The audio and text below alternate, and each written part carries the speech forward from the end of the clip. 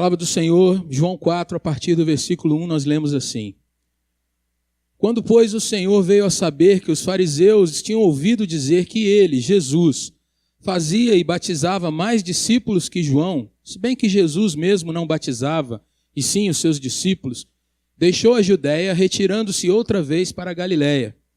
E era-lhe necessário atravessar a província de Samaria. Chegou, pois, a uma cidade samaritana chamada Sicar, perto das terras que Jacó dera a seu filho José. Estava ali a fonte de Jacó. Cansado da viagem, assentara-se Jesus junto à fonte por volta da hora sexta. Nisso, veio uma mulher samaritana tirar água. Disse-lhe Jesus, dá-me de beber. Pois seus discípulos tinham ido à cidade para comprar alimentos. Então lhe disse a mulher samaritana, como, sendo tu judeu, pedes de beber a mim, que sou mulher samaritana? Porque os judeus não se dão com os samaritanos. Replicou-lhe Jesus, se conheceras o dom de Deus, e quem é o que te pede, dá-me de beber, tu lhe pedirias, e ele te daria água viva. Respondeu-lhe ela, Senhor, tu não tens com que atirar, e o poço é fundo, onde, pois, tens a água viva? És tu, porventura, maior do que Jacó, o nosso pai, que nos deu o poço do qual ele mesmo bebeu, e bem assim seus filhos e seu gado? Afirmou-lhe Jesus, quem beber dessa água, tornará a ter sede. Aquele, porém, que beber da água que eu lhe der, nunca mais terá sede. Pelo contrário, a água que eu lhe der será nele uma fonte a jorrar para a vida eterna. Disse-lhe a mulher, Senhor, dá-me dessa água para que eu não mais tenha sede, nem precise vir aqui buscá-la. Disse-lhe Jesus, vai, chama o teu marido e vem cá. Ao que lhe respondeu a mulher, não tenho marido. E replicou-lhe Jesus, bem disseste, não tenho marido, porque 5 maridos já tiveste, e esse que agora tens não é teu marido. Isso disseste com verdade. Senhor, disse-lhe a mulher, vejo que tu és profeta. Nossos pais adoravam nesse monte. Vós, entretanto, dizeis que em Jerusalém é o lugar onde se deve adorar. Disse-lhe Jesus, mulher, podes crer-me que a hora vem, quando nem neste monte, nem em Jerusalém adorareis o Pai. Vós adorais o que não conheceis, nós adoramos o que conhecemos, porque a salvação vem dos judeus. Mas vem a hora, e já chegou, em que os verdadeiros adoradores adorarão o Pai em espírito e em verdade, porque são estes que o Pai procura para seus adoradores. Deus é espírito, e importa que os seus adoradores o adorem em espírito e em verdade. Eu sei, respondeu a mulher, que há de vir o Messias, chamado Cristo. Quando ele vier, nos anunciará todas as coisas. Disse-lhe Jesus, eu sou, eu que falo contigo. Neste ponto chegaram seus discípulos e se admiraram de que estivesse falando com uma mulher. Todavia, nenhum lhe disse, que perguntas? Ou por que falas com ela? Quanto a mulher, deixou o seu cântaro, foi à cidade e disse àqueles homens, vinde comigo, e vede um homem que me disse tudo quanto tenho feito. Será este, porventura, o Cristo? Saíram, pois, da cidade e vieram ter com ele. Versículo 39. Muitos samaritanos daquela cidade creram nele, em virtude do testemunho da mulher que anunciara, ele me disse tudo quanto tenho feito. Vindo, pois, os samaritanos ter com Jesus, pediam-lhe que permanecesse com eles, e ficou ali 2 dias.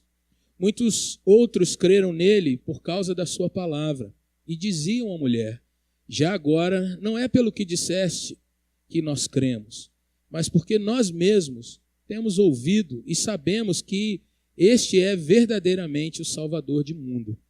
Passados 2 dias, partiu dali para a Galiléia. Vamos orar? Senhor nosso Deus, acabamos de ler a Tua palavra, Senhor, e ela por si só, Deus, já traz uma palavra aos nossos corações no sentido de mostrar, Jesus, que cada pessoa que tem um encontro pessoal contigo é transformada verdadeiramente, Senhor. O Senhor nos ensina, Senhor Deus, nesse texto, tantas coisas. O Senhor trabalha conosco de diversas maneiras. Mas, ó Deus, eu quero te pedir que nessa noite o Senhor abra a minha visão, a visão do meu irmão, minha irmã aqui presente. Ó Deus, a visão da nossa igreja. E que, ó Deus, no nome do Senhor Jesus, nós possamos de fato, ó Pai, ser relevantes nesse nosso tempo, nesses nossos dias, nessa nossa cidade. E que, ó Deus, a Tua palavra, pregada através da Tua igreja, realmente leve transformação a muitas vidas para a glória do Teu nome. E, ó Deus, dentro da nossa família, nas nossas particularidades, que o Senhor nos ajude, ó Deus, para que, ó Deus, a cada dia a Tua palavra e o Senhor Jesus sejam vistos em nós. E assim, ó Deus, muitos cheguem até o Senhor e sejam transformados por Ti. Assim nós oramos, no nome santo de Jesus. Amém. Meus irmãos, quando nós falamos de família, normalmente o conceito que nós temos é um conceito padrão: pai, mãe, 1, 2 filhos, é o que nós temos nessa nossa atualidade. E nós, muitas vezes, fechamos o nosso olhar para outros modelos ou outros tipos de família que estão convivendo conosco muitas vezes. Nós fechamos muitas vezes os nossos olhos para determinados tipos de comportamentos que nós sabemos que estão presentes perto de nós. E muitas vezes, irmãos, nós nos calamos, nos fechamos e não nos atrevemos a dar um passo no sentido de levar a bênção do Senhor Jesus para esse tipo de situação.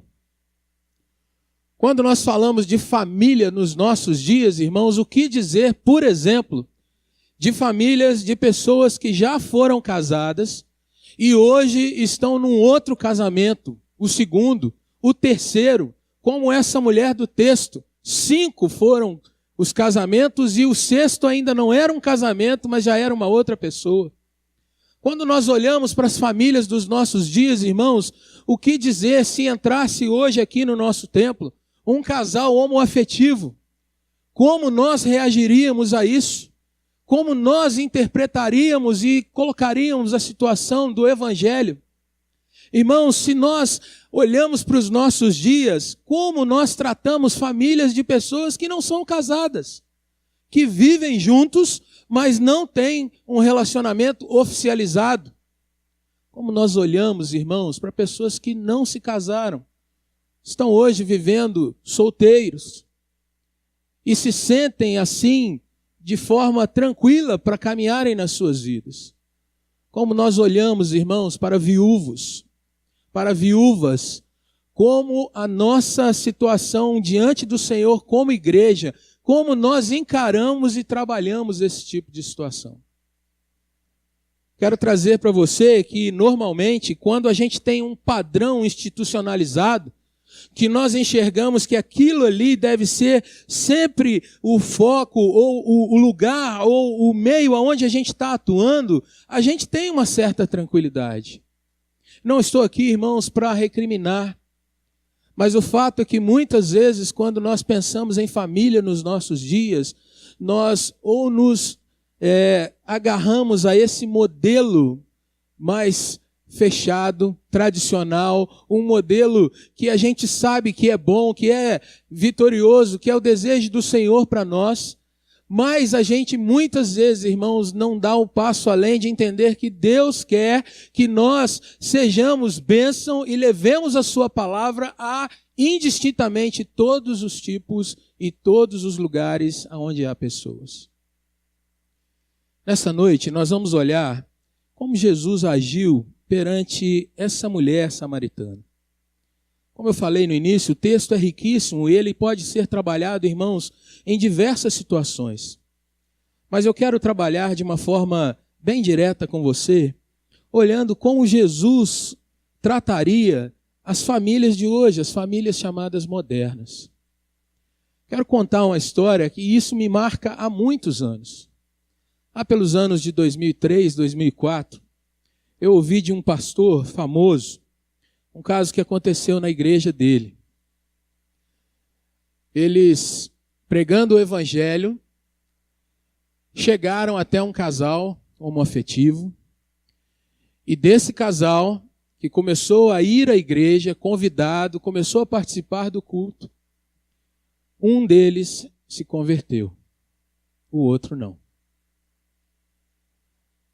Aquela igreja tradicional, uma igreja mais ou menos do padrão da nossa, agora tinha dentro do seu círculo de membresia uma pessoa siliconada, uma pessoa com o cabelo, era um homem com o cabelo com corte e grande como mulher, com uma roupa diferente do que você chamaria de usual. E aquele pastor começou a ver que aonde aquele cidadão sentava, as outras pessoas se distanciavam e não sentavam perto. Alguém que tinha conhecido o Evangelho e que agora não podia ser cuidada, de certa forma, pela igreja, porque as pessoas não conseguiam romper com o seu entendimento, ou se você quer uma palavra dos nossos dias, com o seu pré-conceito de o que é alguém padrão. E o que gravou, irmãos, que eu nunca mais esqueci, foi que aquele pastor ligou para uma outra igreja, uma chamada igreja dessas alternativas, e ele falou o seguinte: olha, eu preciso que vocês cuidem de uma pessoa aí, porque senão a minha igreja vai matar essa pessoa. Muitas vezes, irmãos, eu e você, nós nos dizemos de mente aberta, nós nos afirmamos como pessoas modernas que estão sintonizadas com o que acontece nos nossos dias, até que a realidade dos nossos dias chegue perto de nós. E aí vem a pergunta: o que nós fazemos? Como falei para você no início, não se sinta acuado, mas eu gostaria que nós caminhemos juntos, para que nós vejamos na palavra do Senhor algumas coisas que Jesus tem para nós. Quem de nós aqui, irmãos, não tem dentro dos seus familiares alguém que pode passar por uma situação como essa? E a pergunta então vai sendo levantada: uma pessoa num âmbito diferente daquela família do padrão que nós conhecemos, se vem até Jesus, como nós podemos trabalhar?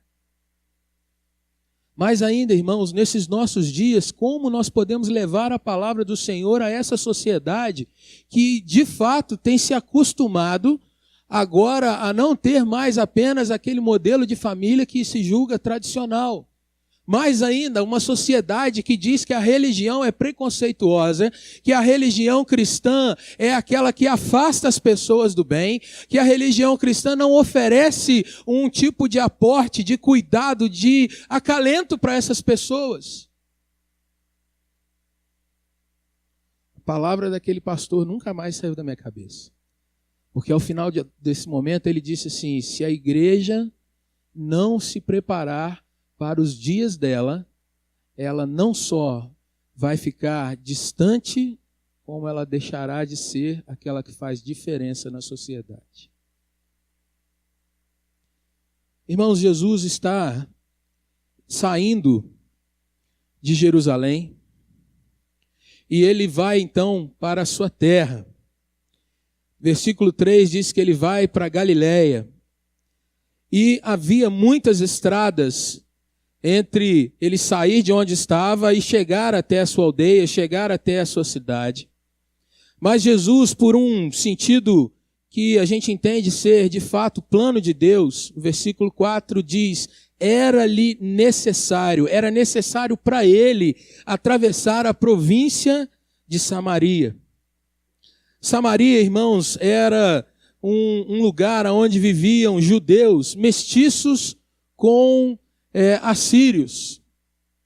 700 anos antes de esses dias acontecerem, o povo de Israel, já dividido entre Reino do Norte e Reino do Sul, foi conquistado, foi tomado.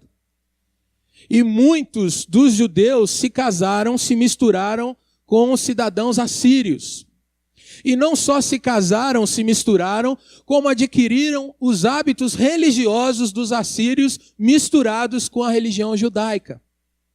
O fato é que quando o povo de Israel retorna, mais ou menos depois do ano 500 a.C., quando aquele povo retorna para ocupar novamente Jerusalém, havia uma distinção e uma divisão clara entre aqueles grupos.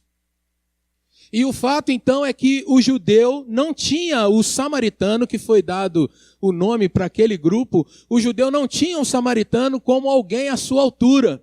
Era alguém no sentido de que não tinha o direito de comer à mesa com o judeu. A religiosidade samaritana foi destacada para um outro ponto e eles constroem um outro lugar de adoração que não o templo de Salomão.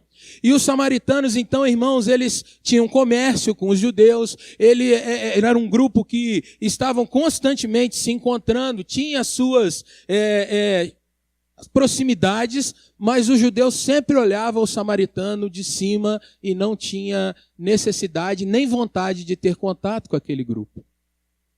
Mas Jesus, irmãos, que sempre foi um mestre em romper com todos os tipos de situações culturais, Jesus sempre foi um mestre em não quebrar, mas transformar o que não estava bom em algo que seja santo, trabalhado e purificado. Era necessário Jesus, então, passar pela Samaria para mostrar o seu reino, o seu evangelho a um tipo de pessoa que era discriminada por aqueles dias. Se você quer entender melhor o que acontece aqui, o capítulo 3 de João vai mostrar Jesus conversando com um cidadão de alta classe da Judéia. O capítulo 3 mostra Jesus conversando com um homem que era bem-sucedido na sua profissão. Era alguém que tinha liderança, que tinha realmente proeminência dentro da sociedade judaica. Era um cidadão que tinha o respeito do povo, mas que ainda não conhecia a salvação de verdade. Seu nome era Nicodemos. O capítulo 4, Jesus vai mostrar que o evangelho não é só para aquele grupo que Nicodemos estava inserido, mas o capítulo 4 vai mostrar Jesus chegando numa pessoa que estava completamente à margem da sociedade. Alguém que não possuía direitos, alguém que não tinha o respeito das pessoas, e nós vamos ver isso daqui a pouco. Mas Jesus, nesses 2 capítulos, ele mostra, irmãos, que o evangelho é para A e B. O evangelho é para quem é alguém respeitável e alguém que não possui o respeito da sociedade. O evangelho é para aquele que a gente acha que a sua vida está toda certinha, mas o evangelho é para aquele que a sua vida também está toda quebrada. E Jesus é o salvador deste, como é o salvador daquele. Jesus é aquele que transforma todo tipo de pessoa. E Jesus, então, irmãos, versículo 5, chegando a uma cidade que foi um lugar onde Jacó foi abençoado, e ali ele deu como herança aquela terra ao seu filho José. Quando você vai ler Gênesis, no final de Gênesis, José pede para ser enterrado naquela terra que os seus pais lhe deram. Então Jesus vai passar por aquele lugar. Ali havia o poço de Jacó. E Jesus então chega até uma fonte e ali, cansado da viagem, Jesus está extenuado porque andara bastante. Ele se assenta então ao poço por volta da hora sexta. A hora sexta aqui pode ter a interpretação romana, que seria por volta das 6 da tarde, ou a hora sexta no sentido judeu, que seria 12 horas do nosso dia. Eu entendo, irmãos, e tendo a caminhar com que Jesus, nesse horário aqui, estivesse por volta de meio-dia, porque era um horário complicado, difícil, e que pouca gente iria buscar água naquela hora. Por que que alguém vai num lugar ou num horário onde poucas pessoas podem estar ali para buscar água? Esse alguém não quer ser visto. Esse alguém não quer se encontrar com outras pessoas. Esse alguém não quer estar exposto ao julgamento das outras pessoas. Aquela mulher então vai até o poço. Versículo 7 diz que Jesus então diz para ela: dá-me de beber. Estou com sede. Preciso do seu favor nessa hora. Os discípulos não estavam ali. E aquela mulher então, percebendo talvez pelo jeito de falar de Jesus, o sotaque de um judeu, o jeito e a expressão e até mesmo o seu estilo de vestir-se, a barba, alguma coisa assim, ela percebe naturalmente. Então o versículo 9 ela faz a pergunta: como, sendo tu judeu, vem pedir a mim, que sou mulher samaritana, para que te dê água? O texto aqui diz, irmãos, que os judeus não se dão com os samaritanos. Mas aqui a pergunta da mulher tem a ver com algo mais profundo. Na realidade, o judeu não podia ter o toque ou o uso do mesmo talher, do mesmo copo. Ele não podia usar as mesmas coisas que um samaritano usava para tirar água. E é por isso, então, que ela se espanta, porque Jesus está pedindo que o cântaro samaritano seja o cântaro colocado em água para lhe dar de beber. Ela não só estranha, fica pensativa, mas Jesus usa esse momento de dúvida para falar com ela. Se você conhecesse o dom de Deus, e se você tivesse conhecimento de quem é que está te pedindo para que você desse de beber, você é quem iria pedir e ele te daria a água da vida. Respondeu ela, Senhor, tu não tens com que tirar. Jesus começa então, irmãos, a falar com ela de uma forma mais aprofundada. Jesus começa a expor a ela, de fato, o que é o sentido da água que ele tem para lhe dar. E aquela mulher então começa a ansiar por aquilo, ela começa a desejar aquilo. E o versículo 15 diz, Senhor, me dê dessa água para que eu não tenha nem sede mais e nem precise estar vindo aqui todo dia para buscar. Jesus então diz, chama o teu marido, vem para cá. E ela diz, Senhor, eu não tenho marido. E Jesus então, você disse bem, você de fato não tem marido, já teve 5 antes. Esse com quem você está não é teu marido, você disse de fato a verdade. Aquela mulher reconhece então que Jesus é alguém diferente. É um profeta.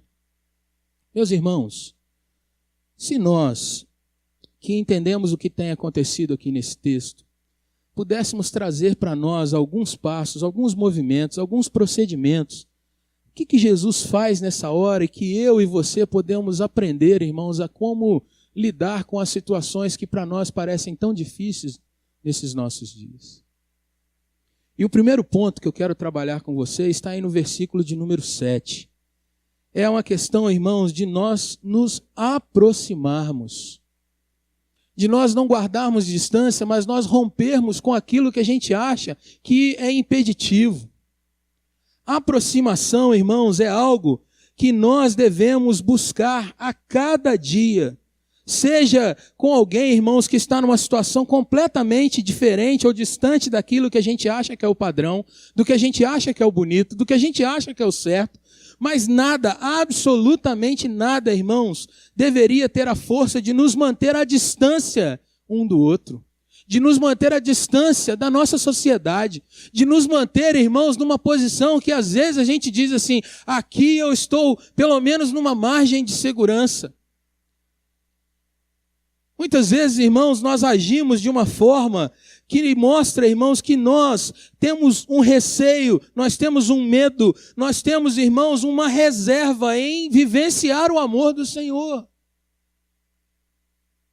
Jesus, então, ele usa de um artifício, irmãos, que é extremamente sábio. Jesus usa da própria compaixão daquela mulher.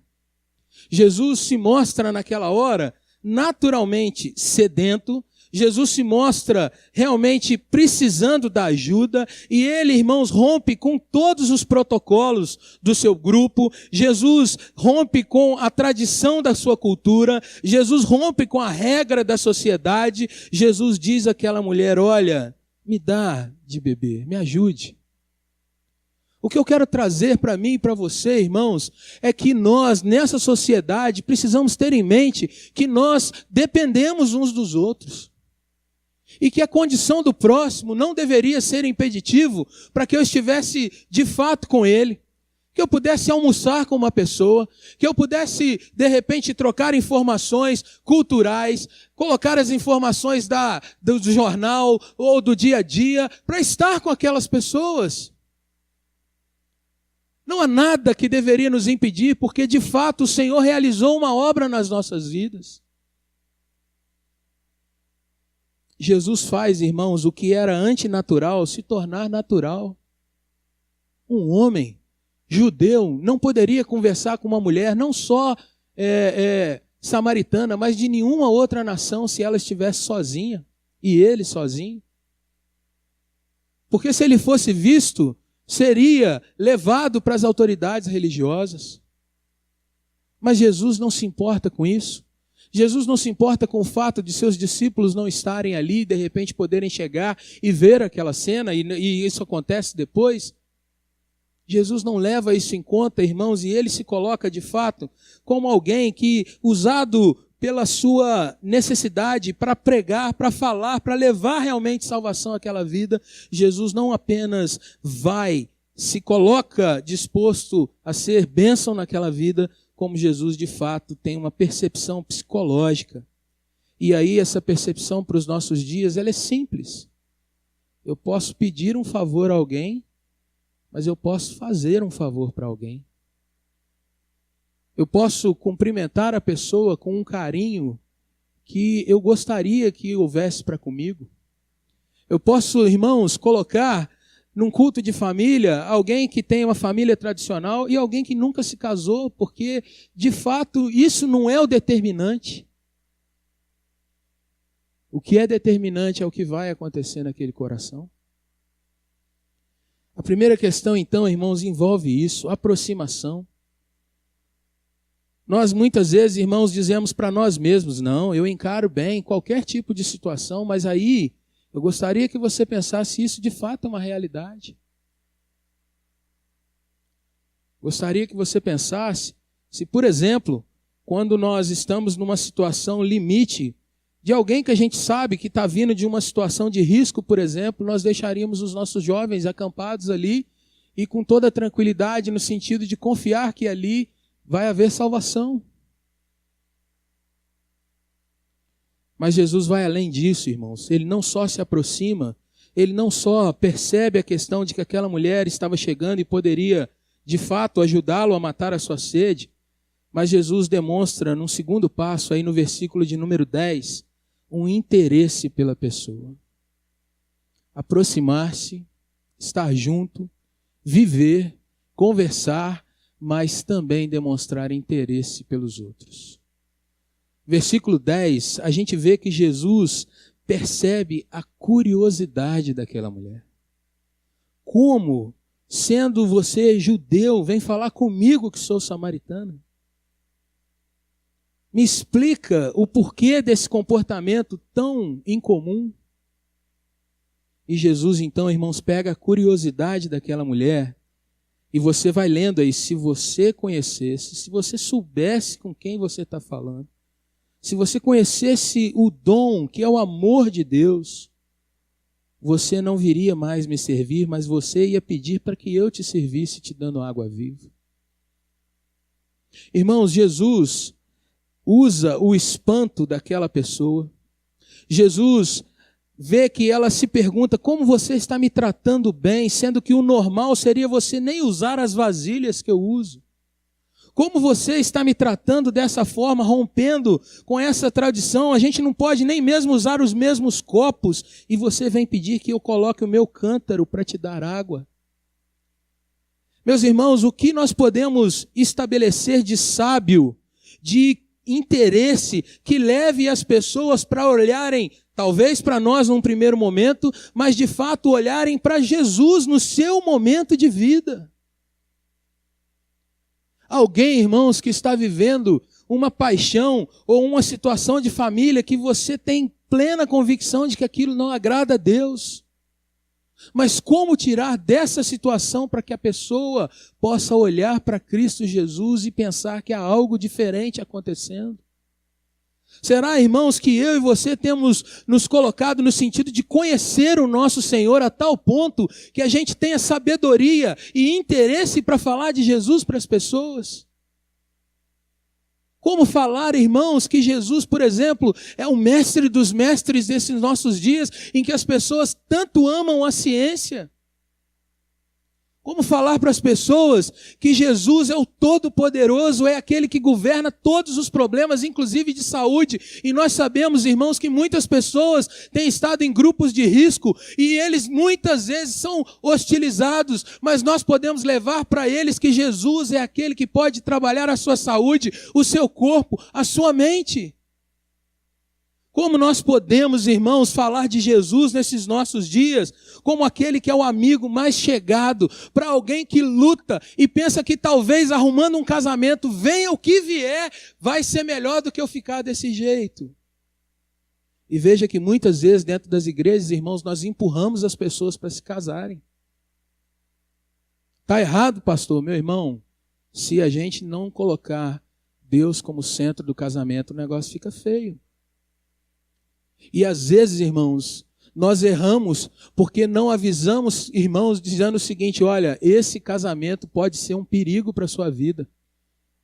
Essa pessoa vai te tirar da comunhão com Deus.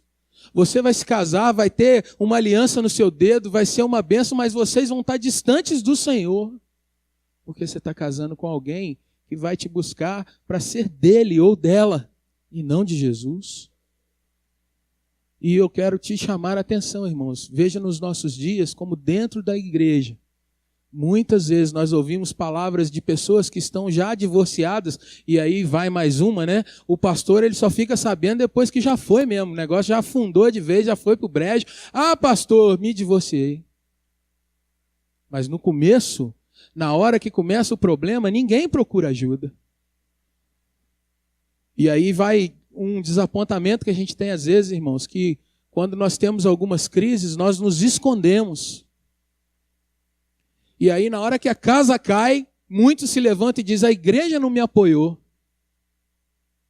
Covarde. Porque deixa para falar depois que o caldo já entornou.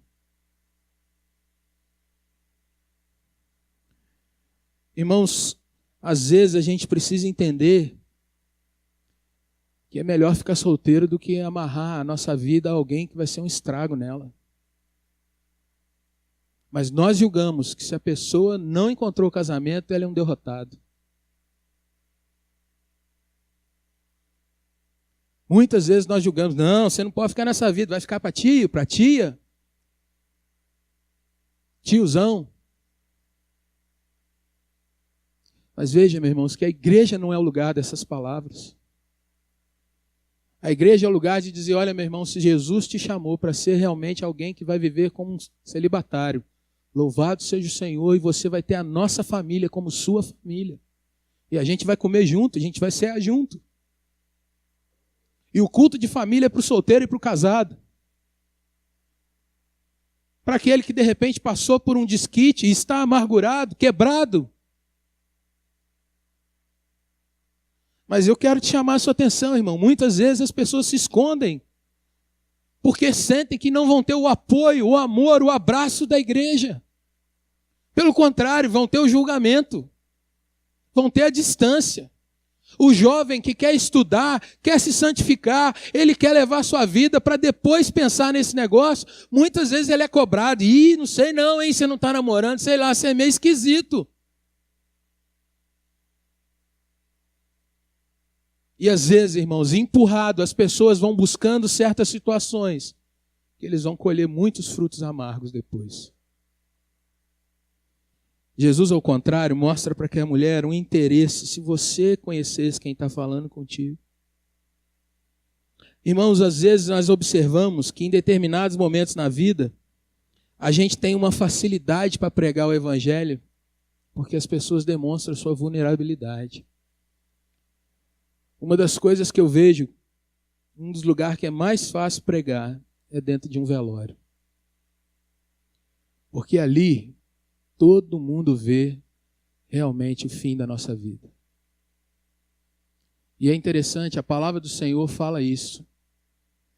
Você pregar na casa onde há luto, todo mundo está mais aberto a ouvir uma palavra.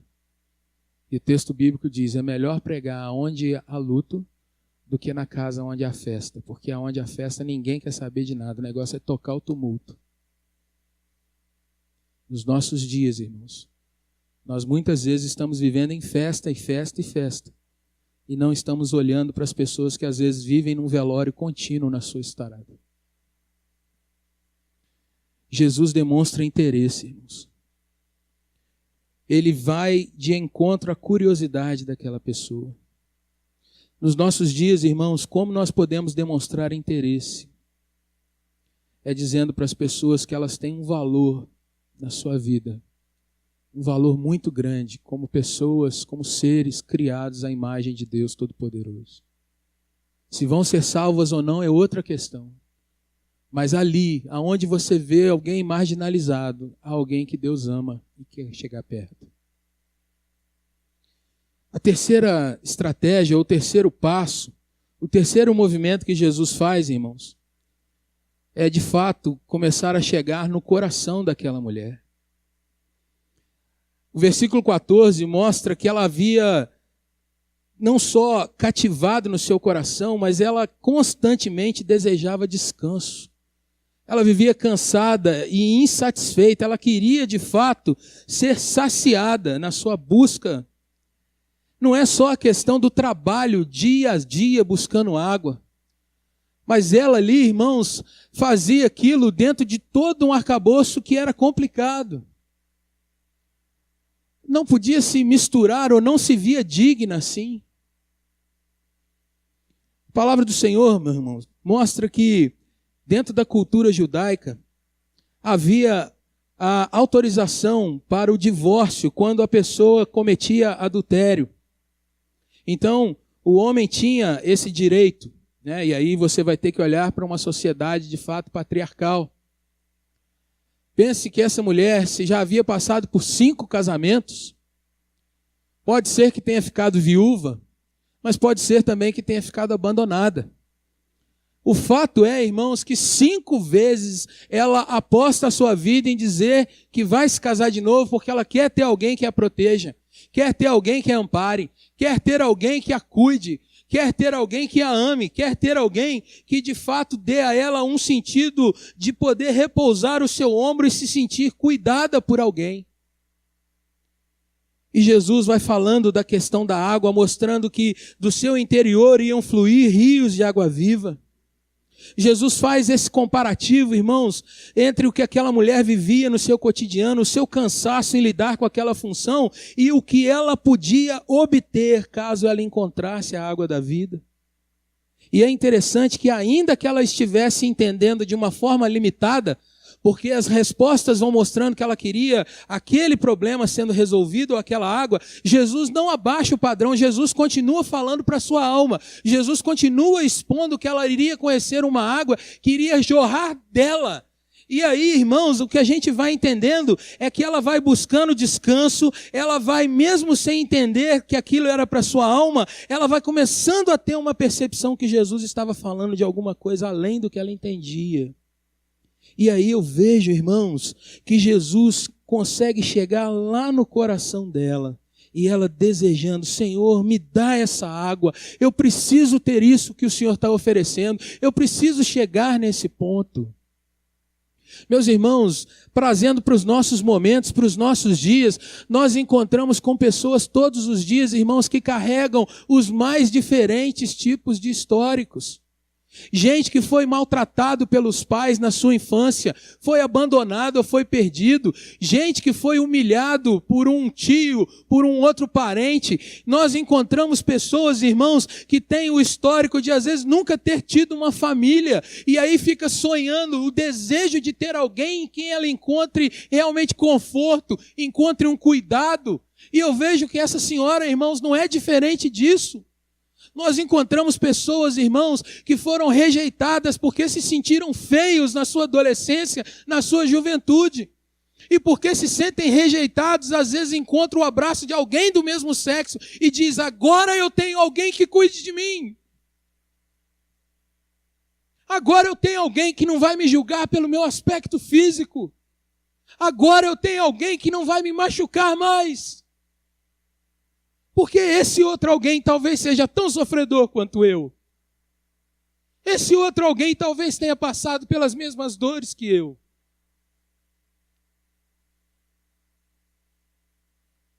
E muitas vezes, irmãos, nós já temos aquela preconcepção, é safadeza. Nós já temos aquela preconcepção, olha, isso não presta. Mas quem de nós sabe o que tem dentro do coração de uma pessoa? Quem de nós, irmãos, conhece o histórico?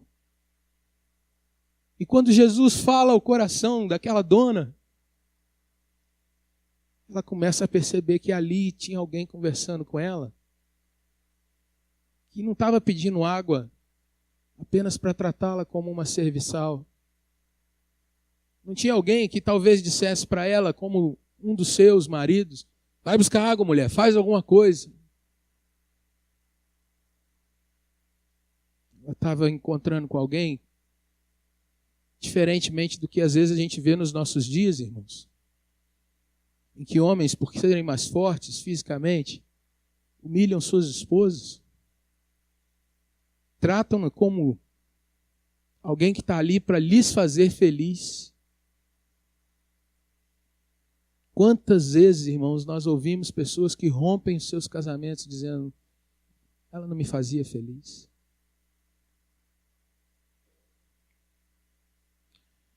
Jesus vai até o coração daquela dona. E aí, a gente vê, irmãos, que é possível a gente demonstrar para com as pessoas uma certa aproximação, bem fleumática, ou naquela fleuma nossa de ser bem comportado na sociedade. Bom dia, boa tarde, boa noite, todo respeito, mas à distância. A gente pode até mostrar um interesse, mas não um interesse como de Cristo, talvez uma curiosidade bem distante. A gente, numa conversa, pode descobrir como vai o coração das pessoas. Mas o que eu acho fantástico é que Jesus, ele tinha traçado o objetivo de fato, levar conversão àquela mulher. E o quarto passo que ele dá, e talvez esse seja o passo que muitas vezes nós falhamos, nós invertemos as coisas. O versículo de número 16 mostra que Jesus chegou até a consciência dela. Jesus não só descobriu o que ela tinha no coração, os seus sonhos, seus movimentos do coração, mas Jesus lhe dá um checkmate, como nós vemos num jogo de xadrez. Ela pede a ele: Senhor, me dá dessa água que o Senhor está falando. Não quero mais vir ter sede, nem quero vir aqui buscar todo dia água. Veja que Jesus, irmãos, não fala nada. Olha, eu não estou falando dessa água, eu estou falando de outra. Jesus pega o interesse, pega o coração dela e fala com ela: então vai lá, chama o teu marido e vem. Aquela mulher que estava falando sempre tinha uma resposta maior. Ela dá uma resposta bem abrupta a Jesus: Senhor, não tem marido. Não tem marido, Senhor. Ela agora, irmãos, ela não tem nenhum tipo mais de reserva em falar aquilo que estava acontecendo com ela. Ela agora tem a confiança colocada em Jesus para falar a verdade. Senhor, não posso chegar a esse ponto porque, de fato, eu não tenho essa condição que o Senhor está colocando. Quando eu e você, irmãos, nós estamos olhando para a sociedade, para as famílias dos nossos dias, muitas vezes nós agimos, irmãos, de duas formas que são comportamento padrão. Muitas vezes nós desejamos que primeiro a pessoa seja transformada e depois venha congregar conosco. Então nós estabelecemos um comportamento padrão, para que a gente saia um pouquinho desse olhar só sobre a família. É mais ou menos como se você fosse falar com alguém que fuma e você dissesse assim: olha, primeiro você para de fumar, depois você vem para a nossa igreja. Quando na realidade a gente sabe que alguém que carrega um vício, a gente precisa andar com essa pessoa a milha necessária, até que o Senhor trabalhe. Ou não, que a pessoa vai morrer daquele jeito. Mas o fato é que a gente tem que caminhar. Às vezes, irmãos, nós dizemos para as pessoas: olha, desse jeito você não pode servir ao Senhor. E se a pessoa não é convertida, o que ela vê é que nós estamos expulsando de perto de nós. Esse é um padrão de comportamento. O outro padrão, irmãos, é não falar nada. E aí, vem chuva, vem sol, vem canivete, vem não sei o quê, a gente, boca fechada, porque a gente não quer parecer antipático. A gente não quer quebrar, como diz na neurolinguística, o rapport. A gente não quer estabelecer, de repente, alguma coisa que vai quebrar o nosso relacionamento. Sei lá, o que a pessoa vai pensar de mim? Não quero ter esse mal-estar, eu não quero ter esse problema. Então a gente tolera tudo. E às vezes, dentro da nossa família, nós vemos pessoas, irmãos, mergulhando cada vez mais em situações que vão lhes levar à morte, mas a gente, boca fechada. O que eu quero que você entenda é que Jesus se aproximou de uma pessoa, Jesus usou a curiosidade que ela teve, Jesus se interessou e foi falando do evangelho para ela sem colocar nenhum senão. Até que num determinado momento, colocando uma situação de mudança, aquela pessoa se vê agora frente a frente com o seu pecado. E a realidade, irmãos, é que eu um dia tive que ser confrontado com o meu pecado para ser salvo. Você que foi salvo, que conhece Jesus, um dia você foi confrontado com a sua situação de pecado. E costumeiramente nós somos confrontados com o nosso pecado quando nós queremos adorar ao Senhor e Ele diz assim, olha, você tem que cuidar de algumas coisas na sua vida. Mas o que Jesus faz com aquela mulher, irmãos, é dizer, chama o teu marido. Às vezes, irmãos, nós precisamos ter a coragem de dizer para algumas pessoas, olha, eu vejo como você tem lutado com essa questão na sua vida. Eu vejo que muitas vezes você tem buscado companhia. Mas será que tal companhia vai dar certo para você? Será que é isso que vai te fazer feliz? Às vezes, irmãos, nós devemos ter a coragem de dizer para a pessoa, olha, esse tipo de relacionamento que você tem vivido, será que isso vai te levar de fato aonde você deseja chegar? Eu sei que você quer o melhor para a sua vida, mas entenda, tem caminho que leva a gente para o abismo. Será que é esse caminho que você quer trilhar para você? Aquela mulher, então, ouve de Jesus a chamada, traz o seu marido. Mais ainda, ela diz para o Senhor de uma forma abrupta que não poderia satisfazer aquela questão. E Jesus, então, irmãos, chega dentro da consciência dela. Olha, você disse bem, você falou a verdade.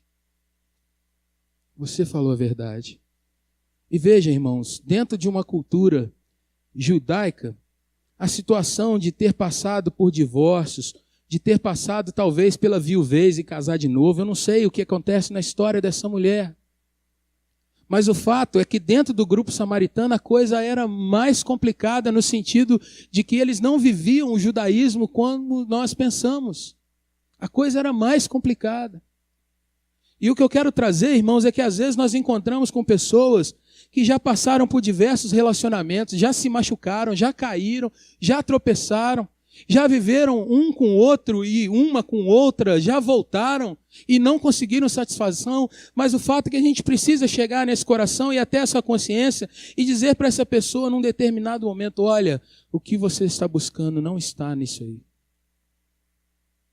Você precisa entender que você é alguém que foi criado por Deus e Deus te criou para algo muito sublime e você precisa acordar para essa realidade. Nessa hora, o versículo 26 mostra que depois que aquela mulher coloca para Jesus que ele era alguém especial, porque ele era capaz de falar alguma coisa que estava no coração dela. Veja que tu és um profeta.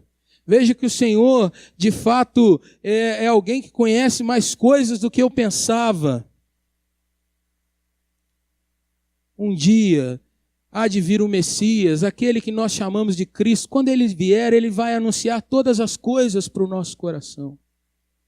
E aí Jesus, então, dá o último passo, que é de se apresentar. Sou eu. Eu sou esse Messias, eu sou o Cristo, sou eu que falo contigo. Irmãos, esse é o ponto culminante dessa conversa. E é aqui, irmãos, que nós devemos buscar chegar. Jesus até aqui não impôs regras, Jesus não impôs mudança externa para aquela mulher, Jesus não trouxe um comportamento que ela deveria mudar, nada disso. Jesus falou de vida e vida plena.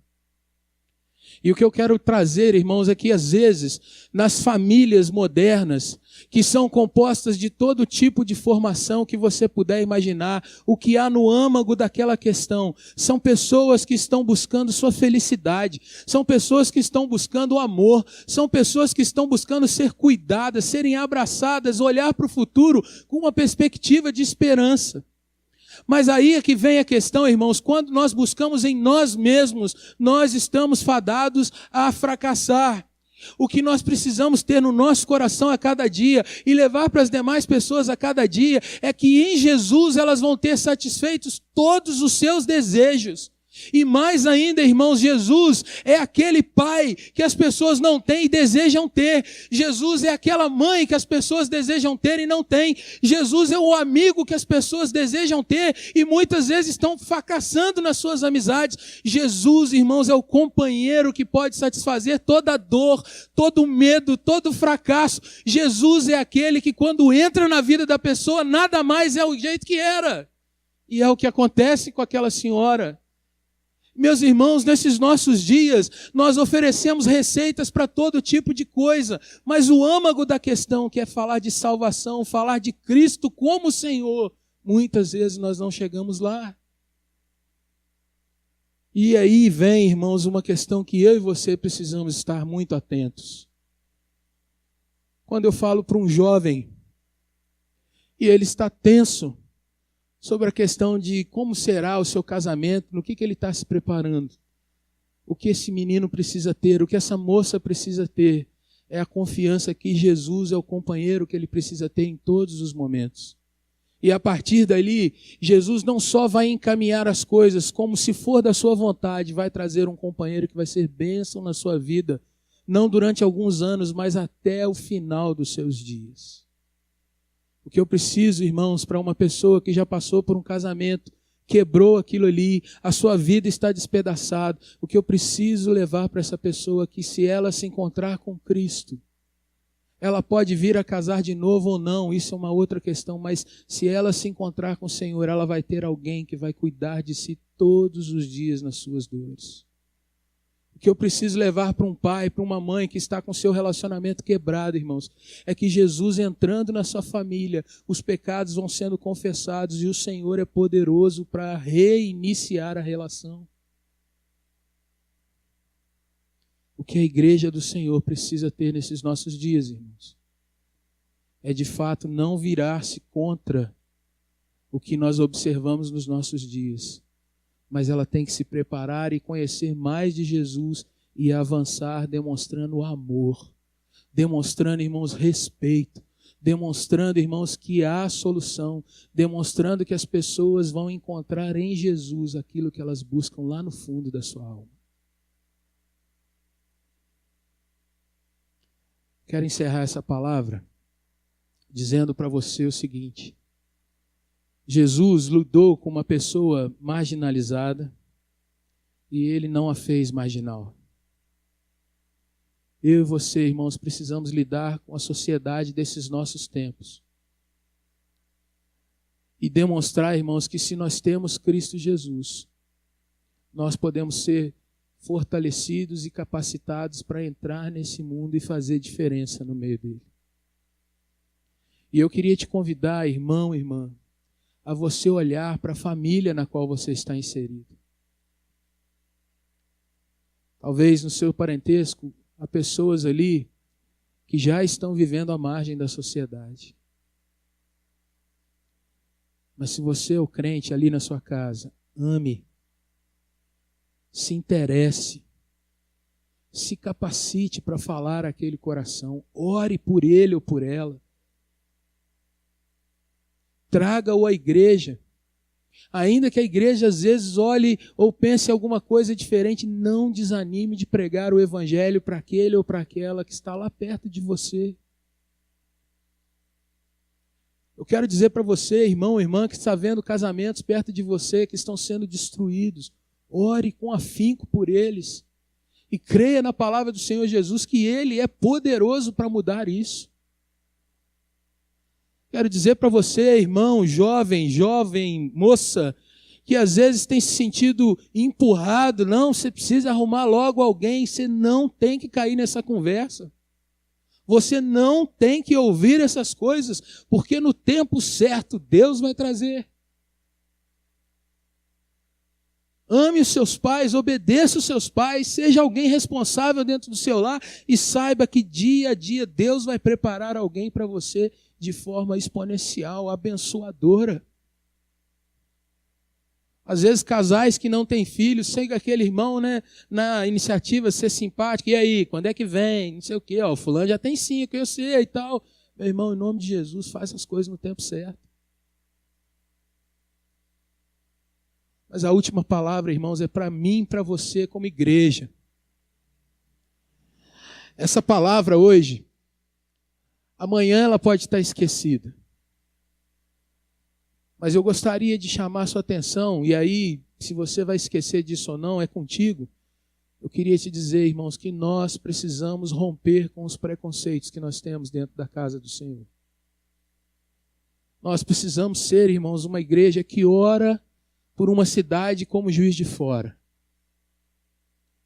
E quem conhece as pestes, os apelidos que a nossa cidade tem, quem vai orar por essa cidade? São os lá de fora. Como igreja, irmãos, quem vai acolher aqueles que estão numa situação à margem da cidade? E eu queria te desafiar, meu irmão, a dizer para Jesus: Senhor, trabalha na minha vida.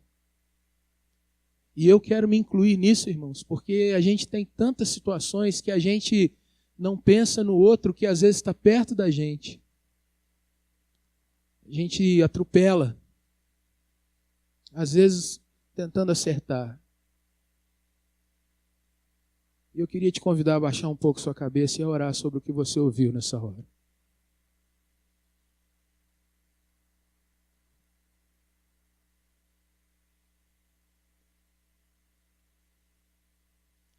Gostaria que você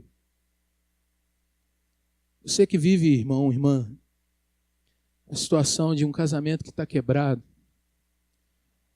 eu quero te dizer que Jesus pode não só reconstruir, como Jesus pode te dar satisfação plena nele, até mesmo se o casamento acabar. Você que está num segundo relacionamento, você sabe que o Senhor pode consertar as coisas. E louvado seja Deus por isso. Como eu falei no início, eu não quis expor ou machucar, mas eu quis que a gente abrisse um pouco a nossa mente para entender o que o Senhor pode fazer.